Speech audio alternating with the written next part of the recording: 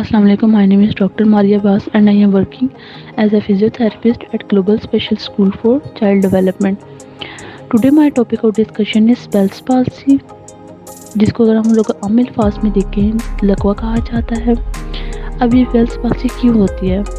हमारा जो दिमाग है वहाँ से डिफरेंट नर्व्स आ रही होती हैं, उसमें जो 7 नर्व है फेशियल नर्व उसके डैमेज की वजह से होती है बेल्स पाल्सी।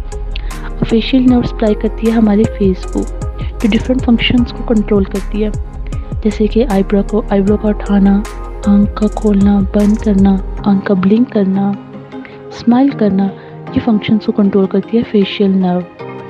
अब बेल्स पाल्सी में जो फेशियल नर्व है ये डैमेज हो जाती है।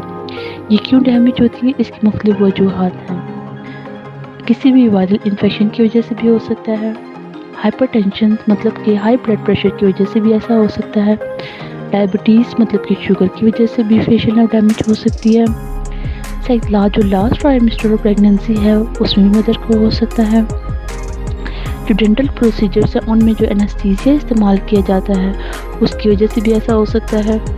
जो लास्टली अगर हम लोग देखें तो ठंडे मौसम की वजह से भी हो सकता है। ठंडे मौसम की वजह क्या है कि जो हमारी नर्व्स हैं उसमें से जो फेशियल नर्व है उसके ऊपर प्रेशर पड़ने की वजह से भी हो सकता है।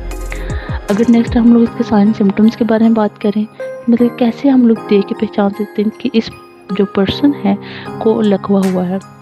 जिस साइड का लकवा हुआ होगा वहाँ पे जो फोरहेड है वहाँ पे रिंकलिंग नहीं हो सकेगी। पेशेंट को बोला आईब्रो उठाओ तो वो अपनी आईब्रो को सही से नहीं उठा सकेगा, आंख को सही से बंद नहीं कर सकेगा, आंख को ब्लिंक नहीं सही से कर सकेगा। उसी साइड के जो नोज़ की जो फोल्ड्स बनते हैं वो सही से नहीं बन सकेंगे। पेशेंट की जो स्माइल है वो सही से नहीं हो सकेगी उस साइड पे। पेशेंट को अगर हम लोग बोलें कि दांत दिखाए अपने तो वो अपने सही से दांत नहीं दिखा सकेगा। उसको बोले लिप्स को सेपरेट करे तो वो सेपरेट नहीं कर पाएगा। तो ये कुछ साइन सिम्टम्स हैं जो लकवे के जो मरीज़ होते हैं उनमें आते हैं। अगर हम लोग इसके डायग्नोसिस के बारे में बात करें कि कैसे पहचाना जाएगा कि इस मरीज़ को लकवा हुआ है, तो डॉक्टर जो है ये साइन सिम्टम्स देख के पहचान लेता है कि इस पेशेंट को जो लकवा हुआ है इसमें किसी भी तरह के टेस्ट एक्सरे की ज़रूरत नहीं पड़ती। लास्ट में अगर हम लोग इसके ट्रीटमेंट के बारे में बात करें तो सबसे पहले आ जाता है एंटीवायरल मेडिकेशंस।